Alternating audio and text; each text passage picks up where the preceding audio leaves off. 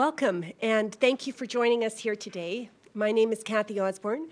I'm the Senior Operating Officer of the University Hospital, the K. Edmonton Clinic, and the Mazankowski Alberta Heart Institute, where we are honored to be hosting this announcement today. I'd like to welcome Premier Jason Kenney to bring remarks on behalf of his government. Thank you very much. Thank you. Thank you very much, Kathy, and to Dr. Yu for welcoming us here to this fantastic Alberta Health Centre, the Mazankowski Alberta Heart Institute, which has been a critical part of excellent healthcare for Albertans for decades. I'm delighted to be here with Health Minister Tyler Shandro to make an important announcement about surgical wait times in Alberta. The Maz is, of course, named after a great Albertan, the Right Honourable Don Mazankowski, former Deputy Prime Minister and Minister of Everything in the federal government. Don's many contributions to public life include having chaired the Advisory Council on Health back in 2002. The report he submitted at that time contained some bold recommendations for strengthening the sustainability of healthcare in Alberta. As Maz said at the time, quotes, "Unless we're prepared to change how we fund and deliver healthcare services, the health system in Alberta will not be sustainable," unquote. Unfortunately, some of his recommendations were not implemented, and we find ourselves facing challenges to the sustainability of our healthcare system. These challenges include unacceptably long wait times for medically necessary surgeries. The median wait time for medically necessary health services in Canada last year for surgeries was 20.9 weeks, the longest among high-income countries. Here in Alberta, the wait was 28 weeks, nearly twice as long as in Ontario and Quebec. Between 2015 and 2019, we saw the wait for open heart surgery in Alberta increase by 23%, by 60% for cataract surgery, by 44% for hip replacement, and 30% for knee replacement surgery. And this doesn't make sense given how much we're spending on healthcare. Alberta has the most expensive healthcare system in Canada, and Canada has one of the most expensive publicly funded systems in the world. Alberta spends over $20 billion a year on healthcare, equal to about 40% of our budget. And as reported in last week's budget, even though we have the youngest population in Canada, our per capita health spending of more than $5,000 a year is about $1,000 higher than in British Columbia, Ontario, and Quebec. Bottom line is, we're paying more, but in too many respects, we're getting less. And that is especially true when it comes to many surgical wait times. These findings echo last year's report by Dr. Janice McKinnon's panel, as well as the comprehensive review of Alberta Health Services recently conducted by Ernst & Young. To quote that report, Albertans can and should get more for their investment in healthcare. In other words, we're paying the most, but we're not always getting the best. Our government was elected on a commitment to maintain or increase health spending and to maintain a universally accessible, publicly funded healthcare system. We also promised to get Albertans their money's worth, including shorter surgical and emergency room wait times through the Surgical Wait Time Guarantee. The AHS review identified cost savings of up to $1.9 billion out of our $20 billion plus system that could be used to achieve better patient outcomes. Now, we've already made some important changes, like cancelling the plan to replace Alberta's existing network of public and private laboratory services with a $600 million super lab that we can't afford now. And we're looking at cost-saving opportunities in other areas, like contracting out on a competitive basis non-medical services like laundry and food, as well as partnering with more chartered surgical facilities that can provide timely, quality care at lower cost. Our focus is on putting the interests of patients at the center of the system. That's reflected in our recent announcements to renovate and expand the overburdened emergency department down at the Peter Lougheed Hospital in Calgary, and to fund an equally overdue upgrade at Red Deer's Hospital. Under the Alberta Surgical Wait Times Initiative that we committed to in the last campaign, we will spend $500 million over the next 3 years to substantively reduce wait times. We will achieve this partly by following the lead of the successful Saskatchewan Surgical Initiative. Launched back in 2010, that program achieved a 75% reduction in surgical wait times in that province over 4 years, and the number of patients waiting more than 6 months for surgery dropped in Saskatchewan by 96%. Now, our university med schools, like here at the U of A, are producing gifted practitioners who will save, extend, and improve countless lives. We have state-of-the-art medical technology and facilities, and by optimizing the deployment of surgeons within our medical infrastructure, we'll achieve shorter wait times that will be competitive with any jurisdiction across North America. To that end, today, I am very happy to announce that Alberta taxpayers will provide capital funding of $100 million to upgrade and renovate public operating rooms and surgical equipment across Alberta. This $100 million surgical capital investment will let our major hospitals perform more complex surgeries every year, and it will free up rural and independent surgical facilities to provide lower-risk surgeries more quickly. Minister Chandra will share the details, but here's the big picture. Thanks to our administrative reforms and this new funding, the total number of surgical procedures done in Alberta this year will increase by an estimated 17,000 surgeries, and by 2023, we expect that annual number to grow to 30,000 more surgeries performed annually. That means, over the next 4 years, we hope to see about 80,000 additional surgeries performed, cutting wait times, getting critical care to Albertans more quickly, instead of forcing people to wait for months and sometimes years as their health condition deteriorates, and too often they become dependent on pain-killing medication. Sure.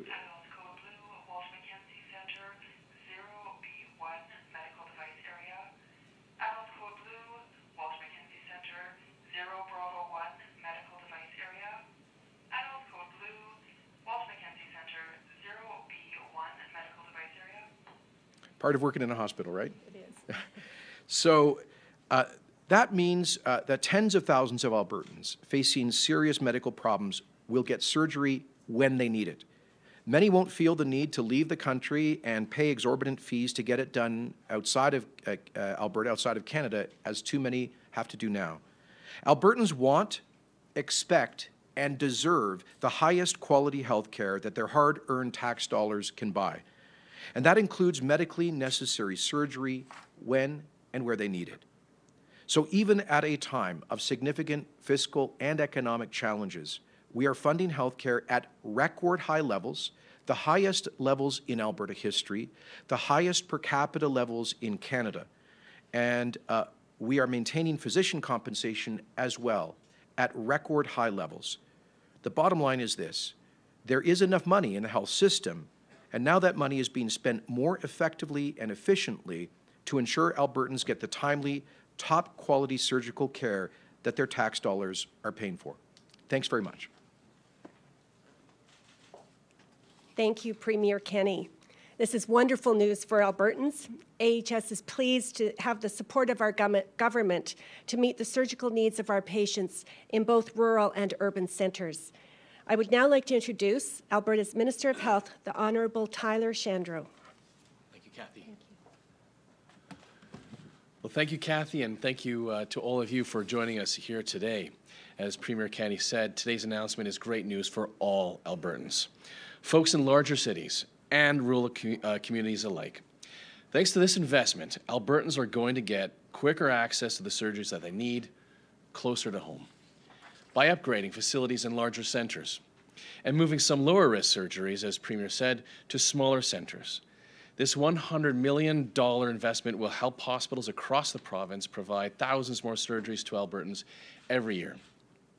I'm going to walk us through some of the preliminary concepts so you can appreciate just how logistical the rollout is going to be. To take Calgary, for example, the Foothills Medical Centre will see upgrades in up to 12 operating rooms. Meanwhile, low-risk surgeries will be moved out of the Foothills and offered in neighbouring Canmore and High River, as well as the independent surgical facilities in Calgary, relieving pressures on the city's hospitals with long waiting lists. In central Alberta, renovations at the Rocky Mountain House Health Centre will help staff there perform more endoscopy procedures, and that in turn will take off pressure from the Red Deer Hospital so that staff there can focus on more complex surgeries. Low-risk surgeries will also be moved out of the Red Deer Hospital to Innisfail, to Stettler, to Ponoka, and as well to Olds. And here in Edmonton, there will be renovations to the operating departments at the Royal Alex and as well here at the University Hospital, including the addition of one new operating room. And to take pressure off of those facilities, lower-risk surgeries will be moved to the Fort Saskatchewan Health Centre, the Grey Nuns Community Hospital, and as well the Sturgeon Community Hospital in St. Albert. Now, looking south to Lethbridge at the Chinook Regional Hospital, two smaller operating rooms there are going to be combined to be able to have one larger space for more complex surgeries. And the Medicine Hat Regional Hospital will also see renovations there as well. More surgeries will be possible further north as well, as Grand Prairie will be fitted with an operating room, and the Edson Healthcare Centre will convert space into a second operating room. All these efforts will help us to reach our goals to provide 17,000 more surgeries across Alberta by the end of this next fiscal year, and 80,000 new surgeries in the next 3 years. Yes, these are ambitious goals, but they're also realistic goals, thanks to our surgical capital investment plan. And that's why I got involved into politics. And I know Premier Kenney feels the same way, to make a real boots-on-the-ground difference in the lives of everyday Albertans. The bottom line is this: Albertans who need surgery are going to get it sooner, and they're going to get it closer to home. And if you're one of those people, or someone who cares for them, nothing is more important than that. So thank you, Kathy. Thank you, Dr. Yu, for having me here today, and thank you for listening and coming today. Thank you, Kathy. Thank you, Minister. I would now like to introduce Dr. Verna Yu, President and CEO of Alberta Health Services. Good morning to everyone, and it's a pleasure to be here on behalf of Alberta Health Services to share the news about further efforts to improve patient care and drive down wait times. Today's announcement of $100 million upgrade to operating rooms across the province will ultimately lead to more timely access for many Albertans who need surgical care. It will also mean more Albertans will be able to undergo surgeries in their own communities, enabling these patients to be closer to their families, friends, and other support systems as they begin their road to recovery. I'm very proud of our healthcare system and the work for all our healthcare providers that they do each and every day over the past decade. And together, I think we've made some significant advances over the past 10 years. But yet we know that we need to address the issue of wait times. Managing wait times is a complex problem, not just here in Alberta, but right across Canada. And there are many factors involved. Our growing and aging population increases the demand for surgery, as you might expect. And technological advances also increase the demand because surgery can now be used to treat more health conditions than ever before. Keeping up with that increased demand has been a challenge, and today's announcement is part of the solution.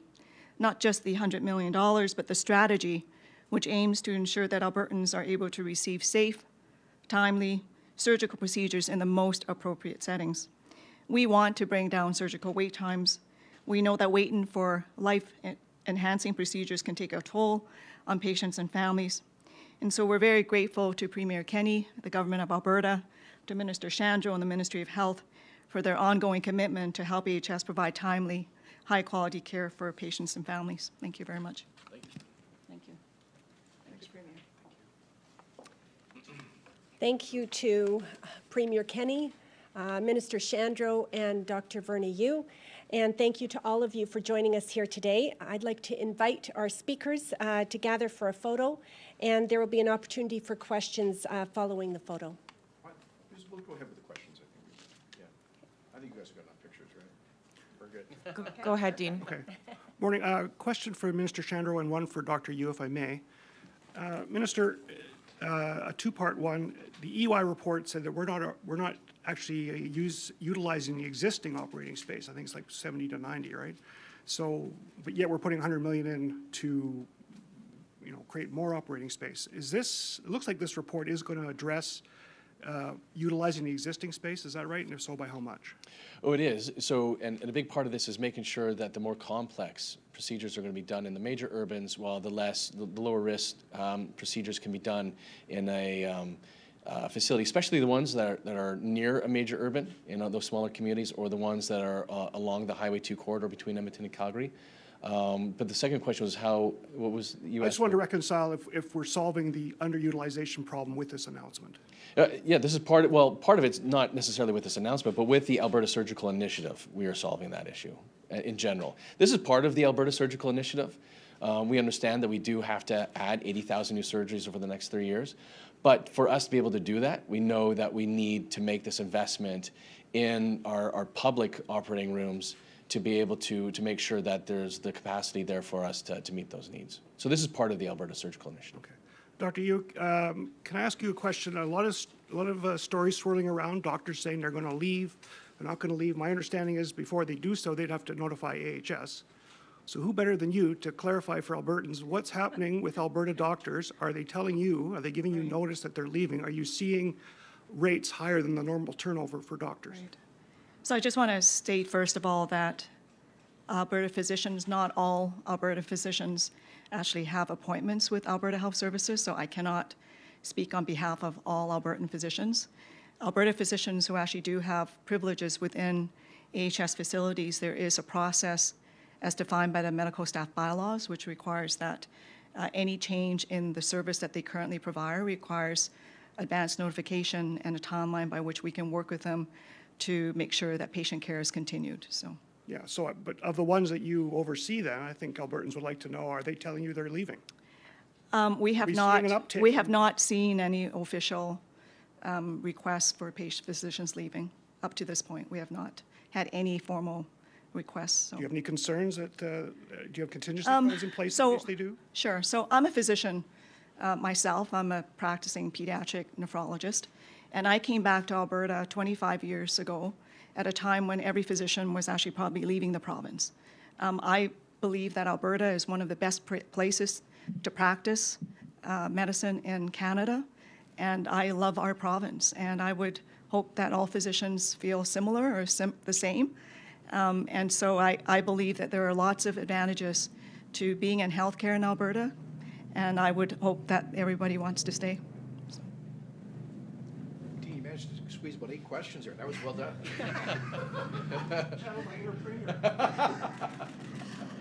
This is a question for Minister Shandro. I have 2 questions. First of all, is there any consideration for a provincial wait list under this surgical initiative? So part of the initiative does include centralizing the wait list in the province. So that's definitely one of the things we're taking from Saskatchewan's lead. Saskatchewan had done a lot of work to centralize their wait list, so that is going to be part of the learnings that we're taking from Saskatchewan. We're not going to go to the extent where we're going to roster patients, but we're going to at least centralize the wait list so we know who the physicians are, we know who the patients are. We can provide some disclosure as well to patients. They'll know where they and other specialists might have with their weights, and so patients can make those decisions about which specialists they want to be able to provide that surgery. You used a term I'm not familiar with. You said roster those patients. What does that mean? So that is if a government or a plan ends up forcing a patient to go to a certain physician to have that procedure done with that physician, we're still going to allow patients to decide who their physicians are going to be, but we will still at least be centralizing the wait list. Okay. And my second question is, you talked yesterday in question period about using replacement doctors.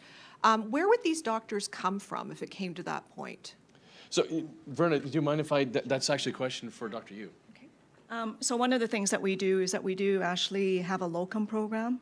So this is not unique in terms of the fact that there may be certain circumstances, especially in rural Alberta, where we may find, for example, for a certain weekend that the emergency room may not be covered if somebody got sick or somebody had to be called away. And so we actually use a Locum Program that we partner with Alberta Medical Association, and physicians actually can work as locums to be in certain settings for certain period. So I think that was what the minister was alluding to around so-called replacement. We tend to use the word locum. And these would be Alberta doctors already Yeah, practicing there in are Alberta doctors that are practicing, and some physicians like to work in a locum model, so, yeah.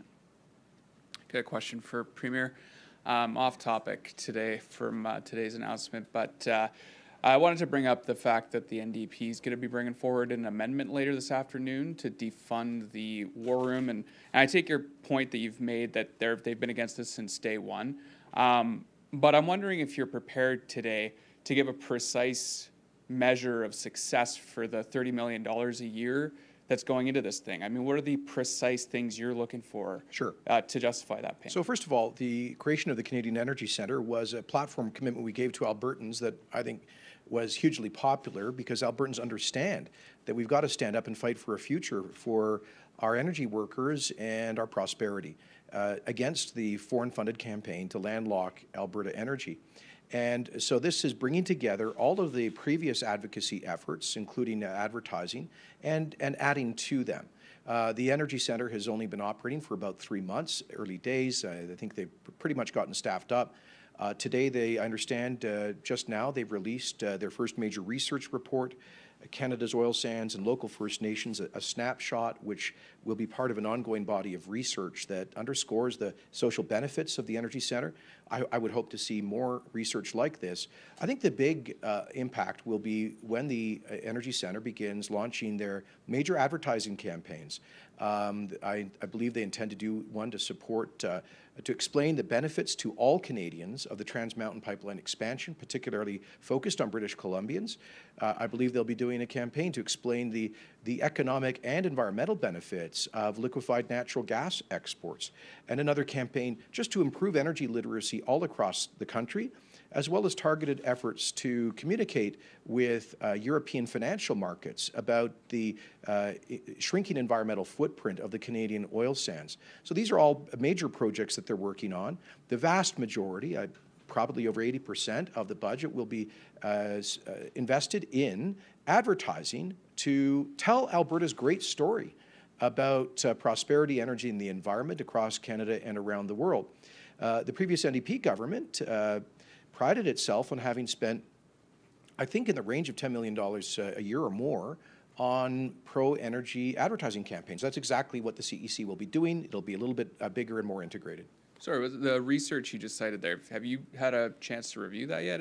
No, it's just hot off the presses. What's the, do you know, like, how much money's going into research at the Canadian Energy Centre? You'd have to ask the centre. I'm not familiar with the details of their budget allocation, but I do know they have a director of research who has a PhD and a small research team that will be helping to bring together the positive news about Indigenous participation, labor rights, environmental progress, shared prosperity, all of those facts that support an argument for a vibrant Canadian energy sector.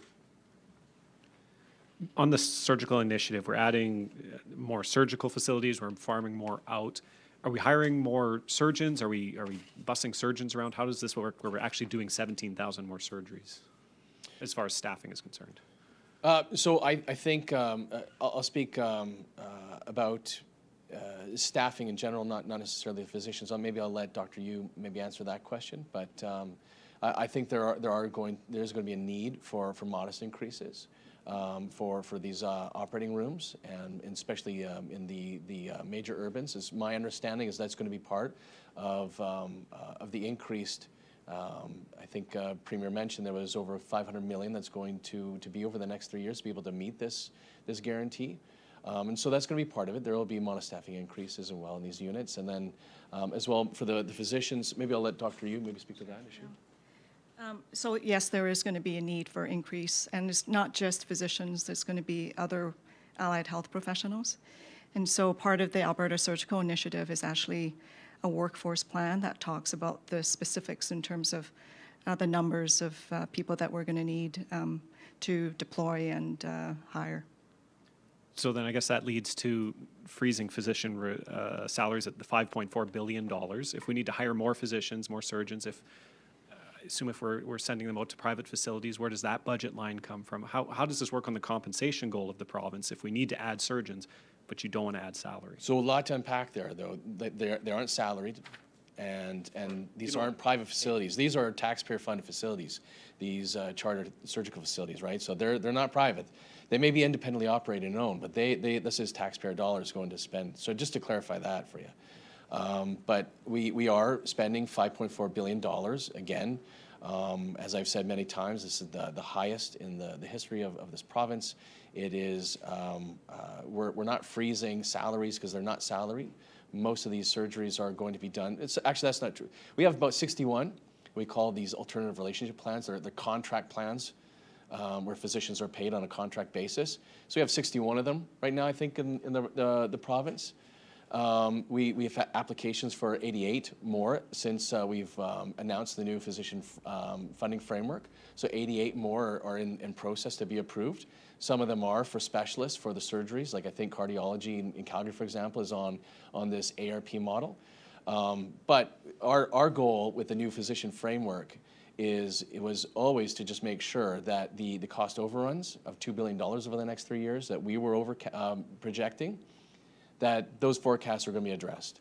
And so we're not freezing anything. We are going to continue to ensure that we're making, that the physicians here in Alberta are going to continue to be among the highest paid in the country. We're going to go to the phone. Operator, can you put through the first caller, please? First question comes from James Keller of the Globe and Mail. Your line is open. Hi, a question for the Premier. Last week, the Justice Minister's letter to the federal government on the carbon tax decision suggested there could be more legal action coming. Last night on your Facebook Live Q&A, you said there'd be an application coming soon. So does that mean that you've decided on your next course of action? And can you explain what exactly that's going to entail? Well, Cabinet has not had a chance to review that yet. Minister Schweitzer's letter is very clear. We call upon the federal government to respect the carbon tax decision of the Alberta Appeal Court, which clearly asserted provincial jurisdiction over this area. And we'll let you know if there's news to follow on any further actions. Do you have a follow-up, James? And what would be the point of, what would be the point of launching new legal action, given the potential cost and when we've got a Supreme Court of Canada hearing in just a few weeks? We'll be considering all of that, but even if there is a hearing in a few weeks, a decision would not be rendered probably for several months towards the end of the year. And the point is, we told the federal government that they were operating outside of their jurisdiction. They didn't listen. They proceeded. Instead of trying to work with us on an approach, they decided to impose a tax that punishes Albertans for heating their homes and driving to work, and we fundamentally disagree with that. Operator, can you please put through the next caller?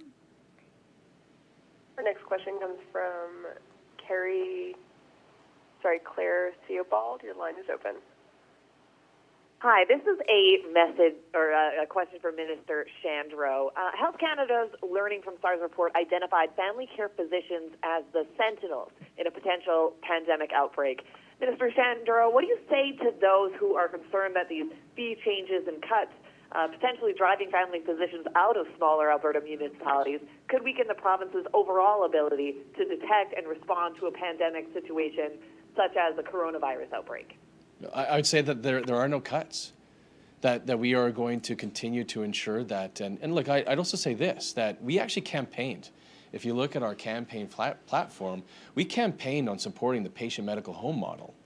And the McKinnon panel as well suggests us to continue to support that patient medical home model, to make sure that family medicine is practiced in a team-based setting, but that's going to be done through these contract plans, the physician contract plans for them to be able to get predictable, stable funding so that they can spend more time serving the patients and less time worrying about how many 03.03As that they charge that day. And so that's our goal, is to make sure that we're supporting the patient medical home model, that we're continuing to support those family clinics and the family physicians who are serving those patients through these physician contract plans and not through a fee-for-service model. Operator, can you please put through the next caller? I wanted to supplement that. Again, I just want to reinforce what the minister said. There are no healthcare cuts. The healthcare budget that was tabled in the legislature last week that will be voted on, that's real money. This is not make-believe. It's not spin. These are real hard dollars being authorized by the legislature, actually sees a modest increase in the Alberta healthcare budget. at over $20 billion, a record high, higher than under the previous government, higher than under any government in Alberta history, the highest per capita health expenditure in Canada, about $1,000 higher per patient than Ontario, Quebec, or British Columbia, and physician compensation that is also being kept at the highest level in Alberta history, at $5.4 billion, even after a 289% increase in Alberta physician compensation since 2002. So a tripling in physician compensation in less than 2 decades, growing at about 3 times faster than inflation, population growth, or the growth of the economy, with the highest paid physicians in Canada. Physicians whose gross billings average about $94,000 more per year in Alberta than their counterparts in Ontario, and in a province that, by the way, taxes those high-income earning physicians lower than any other province, and that has a lower cost of living. So we value our fantastic medical professionals in this province. They deserve to be paid not just fairly, but to be paid generously. And that's what we will continue to do. There is no logical financial reason why why a physician would leave Alberta to go to a to receive less remuneration in another province and pay higher taxes on that income, and at least in the cases of British Columbia and Ontario, pay a higher cost of living. Yesterday, Cabinet received a briefing from Minister Shandro and our Chief Medical Officer on the preparation for any prospective coronavirus event in Alberta. Thankfully, so far, we have not had a single positive test on that, but I'm confident that our entire health system, as well as the Alberta Emergency Management Agency, are extremely well prepared for any prospective coronavirus infections in this province, to focusing initially on containment with very robust plans for mitigation should we see that virus spread to our province. Operator, can you please put through the next caller? The next question comes from Carrie of the Globe and Mail. Your line is open. Hi, thanks for taking my question. This affects teaching hospitals. I'm wondering how this will affect teaching up-and-coming surgeons when they're looking at doing low-risk surgery. What happens? So this is Verna Yu here answering. I'm not quite sure what your question is alluding to, but as you know, all training programs are accredited through the Royal College of Physicians and Surgeons of Canada. So every single training program has to comply through what we call CAMED's competencies, and they all get regular accreditations through regular cycles every 5 to 7 years. So I don't see that any of this should have any impact on training of any physicians. Do you have a follow-up, Carrie? Oh, sorry. Yeah, sorry. I just want to word that better then, and then I do have another question. I meant where something like Foothills, where you have doctors who are training under more senior doctors, if they're not doing low-risk surgeries, where do we, what happens to them? Do they have to go to these other small towns for that type of practice? Sure. Right. So right now there is always going to be a balance between low-risk surgeries and high-risk surgeries, even at Foothills. So the intention is never to completely get rid of all the low-risk procedures and to really maximize use of operating room time. You actually want to have a blend of both. So we'll never completely shift all low-risk procedures. But after saying that, we do have partnerships with the chartered surgical facilities, and there is some surgical training that happens in those facilities because, as I said, training program accreditation requires that you have access and training on all different types of programs. Thank you. Sorry. All right, we'll come back to the room. Go ahead. I want to talk about a letter that I assume that you've seen, you were carbon copied on it, that comes from about 580 physicians in the province who say that the changes to fees is going to cause damaging ripple effects throughout the system. They also mention that it's essentially going to make wait times in emergency departments longer as a result. So how do you respond to that claim, I guess, and that your policies are actually making the wait time situation worse? So I actually don't know the specific letter that you're talking about. I do know that there has been a lot of misunderstanding among our health professionals in the province about what was changed. So I think there was a lot of misunderstanding that I think and I look forward to the Alberta Medical Association helping us clarify the misunderstanding. So if this is about saying to physicians who don't have any overhead that there are codes, then to pay a different rate for those who don't have any overhead, that's because we shouldn't be paying for overhead twice. I think it was misunderstood that this doesn't apply to a physician who does have their own overhead. They have their own clinic, especially in rural Alberta. They may be a general practitioner, a family physician, and they come in to an emergency room to do. And they could do up to, sometimes 50% of their billings are going to be in that hospital. But they have their own clinic. They don't have to pay. They don't have to be charging a different code. That's a misunderstanding of what has happened. And I look forward to being able to continue to have those conversations with those rural and emergency physicians to be able to explain them the misunderstanding. So if it's about that, but I would also say again, as Premier said, we are going to ensure that we are continuing to pay our physicians in this province so that they are among the highest paid in this country. And so any feedback, though, that any physician has for me about specific changes, I think most of it has been about the complex modifier at minute 15. I think there's also been a misunderstanding we've changed all the complex modifiers. We haven't. We've only changed the complex modifier at minute 15. We've left all the remainder.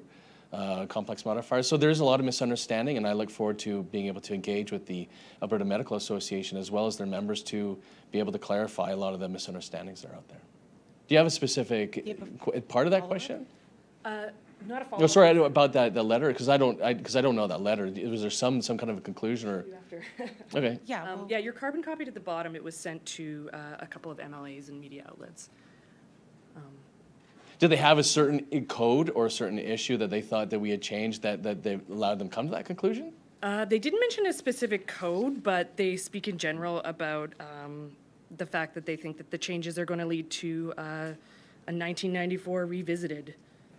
They're not embracing these changes. If clinics close or reduce their hours, therefore the patients have to go somewhere. They go to the emergency The ER. The waiting rooms back up. That was the kind of thrust of it. But we again, I mean, this is why, and maybe maybe it's a little bit too complicated that folks aren't catching on to this. But we campaign on a patient medical home model. So we have that in Alberta right now. This is where we support those clinics and those physicians to be able to provide team-based medicine so they have the predictable and stable funding. That's actually where we want to go. And we actually want to provide that stable, predictable funding. And part of it is to be able to offer to physicians who are interested the physician contract plans rather than fee-for-service, so that they have that stable and predictable funding. We actually want to keep those patients in those clinics, not in our emergency rooms, and I'm happy to continue to make sure those physicians are understanding that that's what we're actually trying to do, and to make sure again that our physicians in this province are going to continue to be among the highest paid in this country. We better. We have to get going. Yeah, we have to wrap it up. So one more.